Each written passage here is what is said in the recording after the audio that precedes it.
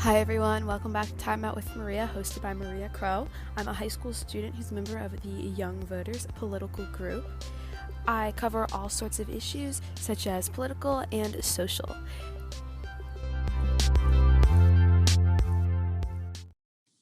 Hi guys, it's Maria, and welcome back to another episode of Time Out with Maria. I am so excited to be back on here because I haven't recorded in a while, and I'm talking about a topic that I'm super passionate about today. But Halloween was just a few days ago, so I do want to say to everyone, Happy Halloween, and I hope that you really enjoyed yourself. I dressed up as a cat this Halloween, but it was a lot of fun.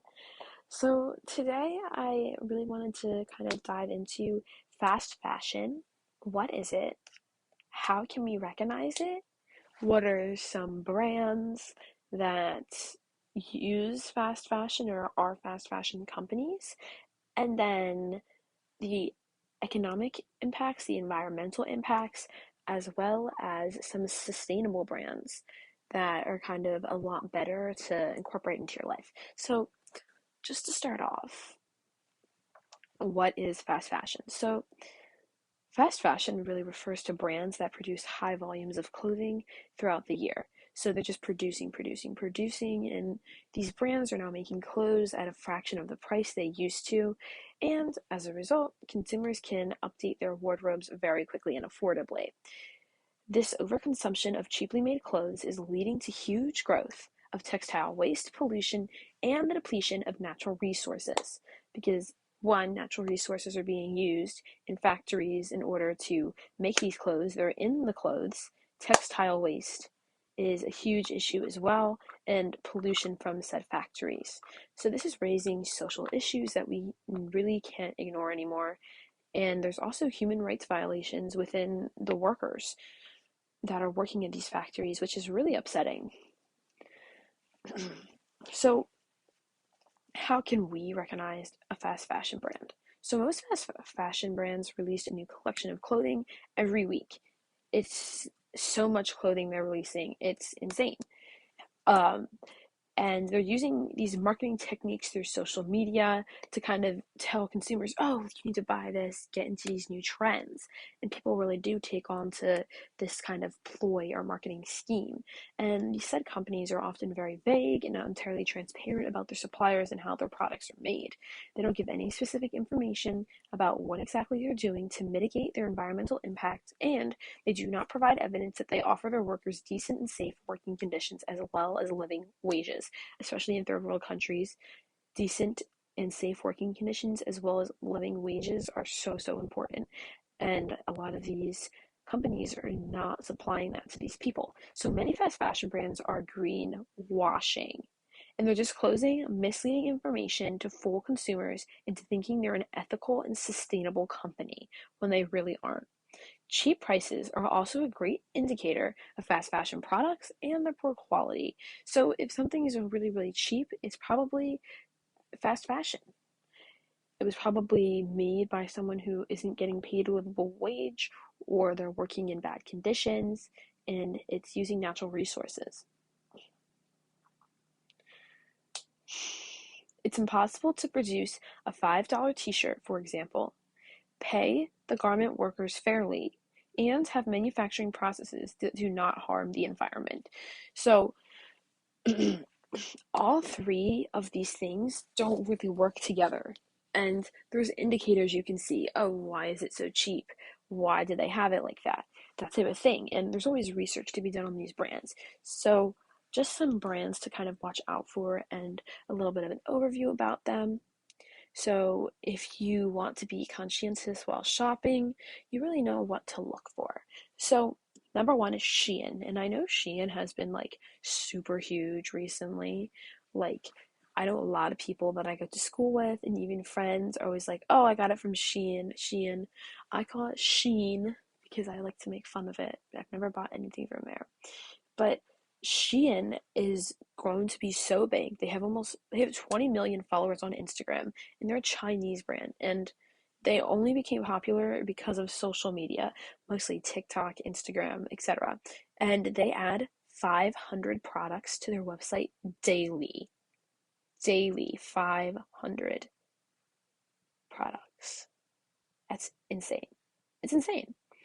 So, by doing this, of adding all these products every day, the brand keeps contributing to throwaway culture, and then fast fashion brands are promoting, which comes at the cost of the environment.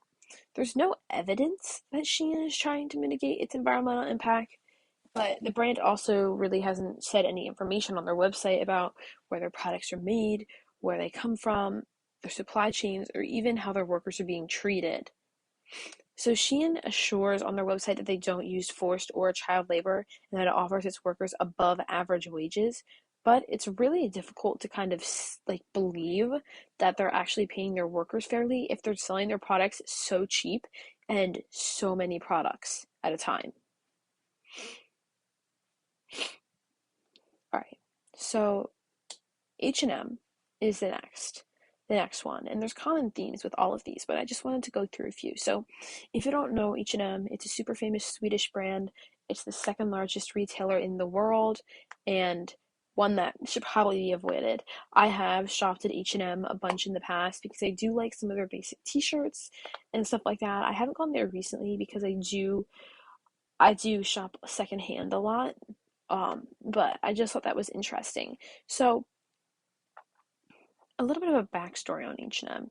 In 2018, they promised, they made some promises, and they failed to pay 850,000 garment workers a living wage. So 850,000 humans that were working in their factories, they didn't pay a living wage. And their female workers were also physically and sexually abused.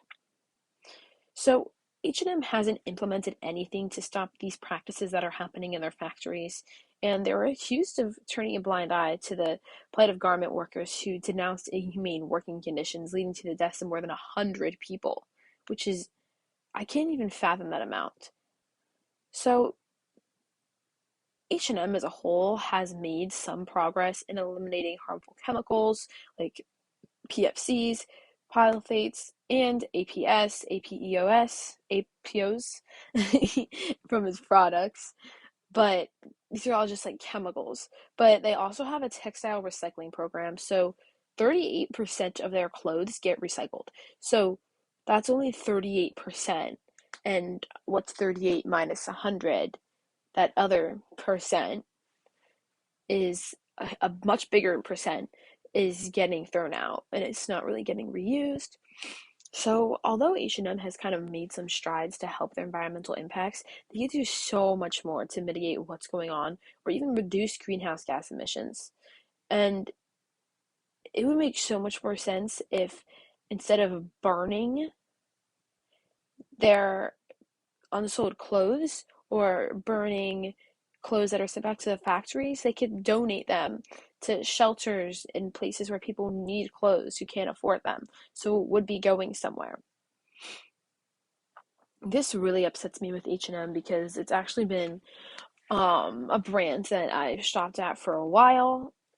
And so kind of just like seeing that makes me go, because they do have cute clothes. And I feel like that's why a lot of people like Shein because they're cute and they're cheap. But at the same time, you really have to look at all the aspects and kind of things that are going on. All right, so next brand is Urban Outfitters. I know, I know.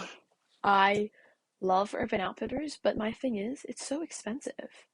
So here's where things get interesting. So Urban Outfitters was founded more than 50 years ago, and it's one of America's largest fashion retailers. So they have done a few things to mitigate environmental impacts, like LED lighting in their stores and solar panels on the roofs of their distribution centers, but they don't really enclose any other specific information about what's going to help the environment, probably because they're not doing much of anything. Customers do not have access to information about the brand's supply chain and where its suppliers are located. Plus, there is also no evidence that the company's workers are paid fair wages. So back in 2015, Urban Outfitters asked its employees to work for free on the weekends, as it would be a great team building activity. In 2020, the company was once again accused of stealing the design of an Australian Indigenous artist and using it to sell outdoor rugs. So Urban Outfitters is a lot to unpack. We have a little bit of thing of them being accused of stealing an Australian design and, not paying workers and things like that. One thing that I didn't research that I'd be really interested in is obviously Urban Outfitters is taking part in this like throwaway culture, but why are their prices so high? If they can't pay their workers, then why are their prices so high? You would think if their prices are cheap, they would have trouble paying their workers, but their prices are high.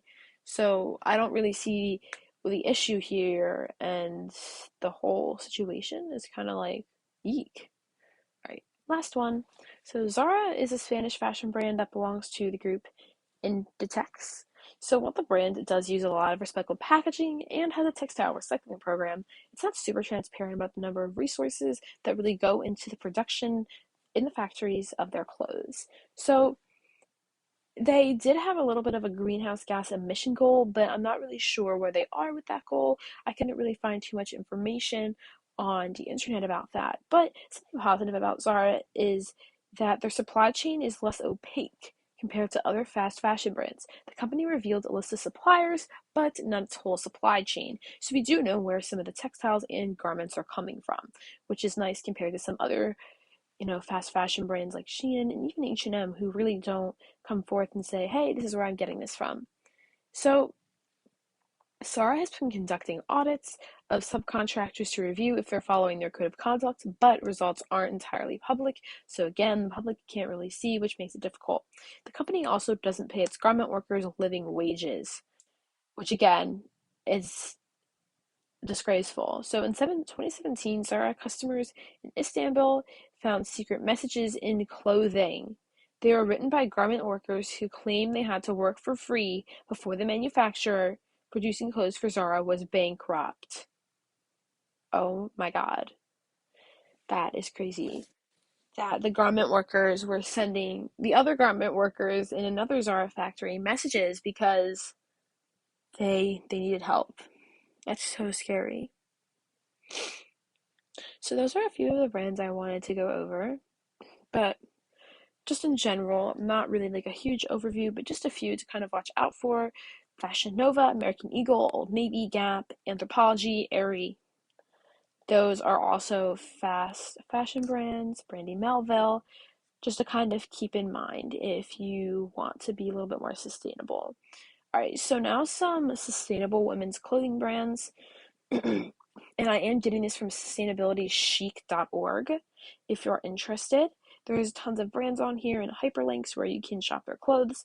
Some of them are a little bit more expensive, but they reuse garments that aren't sold, and it's really interesting their whole process. Each hyperlink has a little bit of an overview about what each brand does, so that's really cool to read about. So I'll just throw a few of the names out there. Some of them aren't very known, but I think it'll be good to just kind of get the point across that there are sustainable brands out there, women's and men's, that do treat their workers fairly and everything like that. So some of the brands are Able, Amour Vert, the Classic T-shirt, Closest, Earth Hero, Fair Trade Wins, Encircled, The Good Tea, Fox Holt, Guru, Made Trade, and Patagonia, which we all know Patagonia, which is really cool. But I think that as people, as young adults, adolescents growing, there's something that we should really be aware of in our society because it's important to look out for these things and say, hey, I don't want to do that because I don't want to support a company that's not paying their workers, etc. So, economic growth of fast fashion. So, fast fashion has gained enormous popularity in the last 20 years. It's changed the way people consume clothes, and we buy more clothes now than ever before from fast fashion brands and retailers such as H&M, Zara, Forever 21, like I talked about before. So, oftentimes these clothes will only be worn a few times before being thrown away and replaced with the latest trends because they're producing. Shopping for clothing isn't an occasional event anymore, and for some people, it really happens every single day because they're like, let's go shopping for fun. And I think that, shopping can be fun, but not all the time, repetitive. So, the traditional 2 to 4 seasons each year for new collections are more than 52 seasons to replace them now. And new products are designed, manufactured, and pushed to the high street stores quickly and as fast as they never were before. So the apparel industry has been growing at a 4.78 yearly rate since 2011, and it's expected to grow by 5.91% during the next 3 years. So in 2011, the global fashion industry size was, this is US currency, 1 billion, the equivalent of $1 billion. By 2021, it should be almost 2 billion. Customers are willing to spend more money a year to buy more clothing. In the clothing category with the highest growth is sportswear. So brands like that sell any sorts of sportswear. The first one I think of is Lululemon or Athleta, although I don't know if they're fast fashion brands. Those are just sportswear brands that come to mind. So in the United States, 88% of consumers prefer shopping for fast fashion. And that's followed by consumers in Europe, which is 46%, India 25%, and China 21%.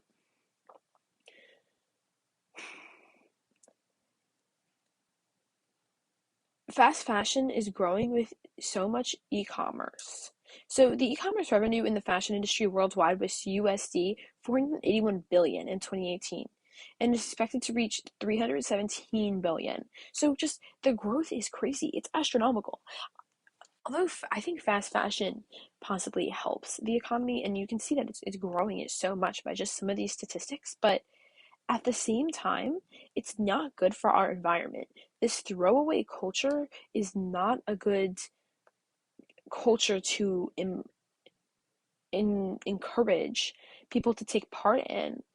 You know, we as humans have to sit down and realize that we are hurting other people when we make decisions to shop at some of these brands. And I'm not shaming anyone if you have shopped at any of these brands.